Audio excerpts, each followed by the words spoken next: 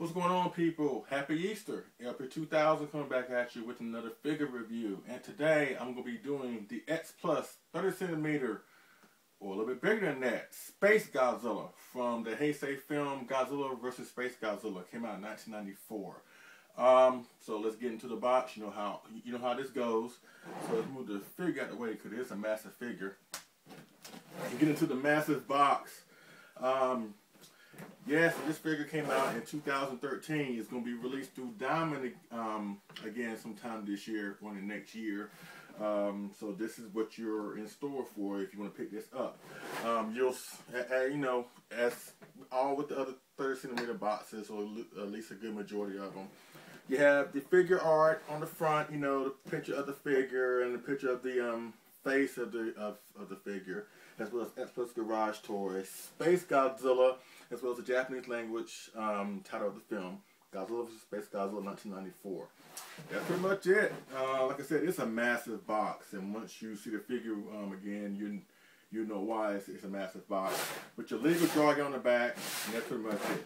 That's it with the box. Now, let's get into this big, massive figure. Yes, this is SpaceGodzilla from his one-time appearance in Godzilla vs. SpaceGodzilla in 1994. This is a very, very beautiful figure. Let me preface this by saying this, ladies and gentlemen. I've gone on record and said that I am not a huge fan of this film, but just because I'm not a huge fan of the film doesn't mean that I shouldn't pick up collectibles pertaining to the movie. Two reasons why I got this figure. For one, I'm into the big stuff, the massive, bigger size of figures or model kits or whatever. And number two, I'm a huge fan of cool looking kaijus. And this is a cool looking kaiju. Gigan's a cool looking kaiju. Megalon's a cool looking kaiju. Titanosaurus a cool looking kaiju. So I'm just a fan of cool looking kaijus in general. And that's why I picked up SpaceGodzilla. Even though I'm not a huge fan of the film, but I'll get to that later on. But as far as the figure is concerned, this is a really, really beautiful figure. It is sculpted really, really well. His pose is typical SpaceGodzilla pose, as he was through the majority of the movie. He's just a really, really cool, awesome figure. Now, a lot of people who got this figure the first time, because this figure came out in October 2013, a lot of people say that he's fat, and he is. He does have the hip thing going for him around this time. Now, keep in mind, this was in 1994, going towards the tail end of the Heisei series, and this basically, SpaceGodzilla is based off how Godzilla was in around that time of the movies. And that time, during around that time, he wasn't proportioned as he was in films like Biollante or King Ghidorah, where he was well proportioned, where he had a built-up chest and well-proportioned lower body or whatever. Around this time, the movies, as the movies got towards the end, Godzilla lower body became bigger and his head kind of became smaller. So basically, SpaceGodzilla is a representation of that, with the bigger underbody and a really, really small head, or at least not a proportioned head to the lower body. But other than that, it's a really, really good, really, really cool figure. I like the detail on it, especially the paint job. Now, I wasn't in favor of the paint job at first, because I kind of felt like in the movie SpaceGodzilla was more blue. As you can see here, it's more of a darker navy blue. A really, really almost a midnight blue, if you will. But I kind of realized that SpaceGodzilla appeared in both daytime scenes and nighttime scenes in the movie. So in the daytime scenes, of course, when it's more illuminated, his skin is going to be a little bit brighter than usual. So that's where the ultra blue comes from. So really, you consider how dark this paint scheme is on the figure. It could be how he was at night, because you know, at night where things are darkened, the skin tone is going to be a little bit darker. So I no longer think that they got the paint scheme wrong. I think they got the paint scheme right, just for the nighttime scenes, because that's how this paint scheme is displayed on the figure. That's just my opinion, of course. But like I said, I was thinking that this paint scheme was a little bit too dark. But now that I saw the movie like a whole bunch of times and examined this figure, I realized that maybe they were going for the paint scheme when SpaceGodzilla is battling Godzilla and Moguera at night in the final showdown. But other than that, great figure. I even like the dorsal plates or the dorsal crystals, because these are actually crystals. And what else? His shoulder crystals. I even like the paint scheme where it has a little like burgundy or pinkish red that goes down towards his body. Even the curvature of his tail, which is somewhat different than the regular Godzilla's, where his tail is like maybe like laying down flat or is like curved upwards a little bit. With his tail being curved towards the body is really different. And I like the thorns here where he used to pierce Moguera, and really good. I also like the attention on the face, and of course these right here is a nod to the movie, because in the movie it was theorized that SpaceGodzilla was formed one of two reasons. One, from Biollante going back into space, or Godzilla's flesh attached to Mothra when Mothra went out in space.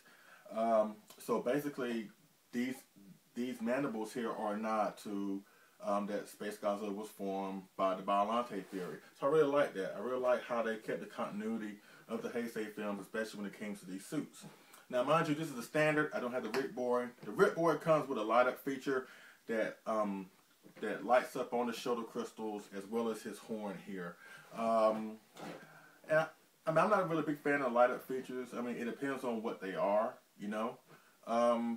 But I don't think I missed out on anything. Even still, it is a great, beautiful figure. It commands a lot of presence on your shelves if you do get him. Like I said, he's very massive. He's, you know, he is going to command a lot of space. But I believe he is worth adding to your collection. Like I said, Diamond's going to reissue him sometime in the next year, and I think that he'll be a wonderful addition to anybody's collection. And that's the thing about SpaceGodzilla. SpaceGodzilla is probably one of the few of the monsters from the Heisei period and the Millennium period that have not been released by X+. There's a whole bunch of people, a whole bunch of Kaijus that have not been released through X+. The Millennium series and the Heisei series are very underrepresented when it comes to Godzilla foes. We got a whole bunch of Godzilla designs from each of those eras, but SpaceGodzilla and Biollante are the only ones that are represented as far as Godzilla foes from the Heisei series. In the Millennium series, both versions of Kiryu, or Mechagodzilla, and Final Wars Gigan, they're the only Kaijus represented from that era. But there's a whole bunch of Kaijus from both those eras that I believe should be represented, especially Godzilla foes, like King Ghidorah 1991, Mothra 1992, Batra, Destroyer, Godzilla Jr., Orga, Megaguirus, the GMK Ghidorah, GMK Baragon. Y'all get what I'm saying. So hopefully X Plus will rectify that situation down the line and give us those Kaijus just to give our collections more diversity. I know, at least from my perspective, I like some more diversity. There's nothing wrong with the Godzillas that they're coming out, but more Godzilla foes, you know, will bring more flavor to our collections. I'm sure everybody will agree with that. But this is a really awesome figure. Don't let your opinion of the movie, because I know Godzilla vs. SpaceGodzilla, at least in my opinion, is not exactly the most beloved film in the Heisei series. But it still shouldn't stop you from getting this awesome and beautiful figure. Before I wrap things up, you know I gotta talk about the movie. So I'm not gonna talk about the details like I've been doing. I'm gonna just talk about pros and cons that I find about the movie right fast before I wrap things up. First and foremost, here's a pro I like about the movie. I like the movie because they introduced a very cool concept when it comes to SpaceGodzilla being a space kaiju. Basically the only space kaiju in the Heisei series. You may count Biollante just a little bit maybe, but SpaceGodzilla is the only true space kaiju from the Heisei period. I like the suit. I like how he came to Earth and just destroyed everything and wanted to kill Godzilla and everything. But there's also a con I have with the movie. It doesn't really explain why SpaceGodzilla wants to kill Godzilla. You know what I'm saying? There was never really a story explaining that. And as well as the story in SpaceGodzilla in general. The story between the monster action doesn't really hold much weight. It doesn't really keep you interested. I mean, it's one of those movies where you want to just speed through the human parts and just get to the monster parts. That's a con that's a con I found with the movie. That the human story really, it seemed like they were just phoning it in. They seemed like they just wasn't really interested in making a really more impactful Godzilla movie. Because there have been great Godzilla movies that have both great monster action and great human character development, but that's not present here. Another pro I like about SpaceGodzilla or Godzilla vs. SpaceGodzilla, you're probably going to hate me for this, but I like little Godzilla. I'm sorry. I do. I really do. I mean, even though he does look kind of like he's been doing cocaine shots, but I do. I like little Godzilla. I like how they introduced Godzilla's offspring in the last 3 movies. And isn't it funny that in those last 3 movies that for one, Godzilla is more of a tweener in those movies, meaning he's both an antagonist and a protagonist. That in the first 4 movies of the Heisei period, Godzilla was a straight up bad guy or just straight up hateful villain.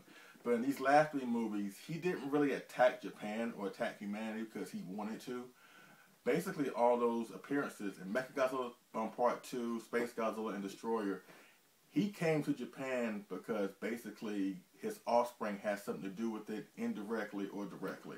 Think about it. In Mechagodzilla 2, he came to Japan because after baby Godzilla was born, he let out that roar which attracted Godzilla to his location. Thereby, on the way there, he encountered Mechagodzilla, which caused that confrontation. In SpaceGodzilla comes to Earth, and the first thing he does is attack little Godzilla, which brings the adult Godzilla to the rescue, at least try to anyway. And then afterwards, Godzilla goes after SpaceGodzilla because he entraps little Godzilla in that little crystal prison on the island before he left. And of course, in Destroyer, the plan was to lure Godzilla to Destroyer so the Destroyer can beat Godzilla. But however, if you think about it, Destroyer attacked attacked Godzilla Jr. first.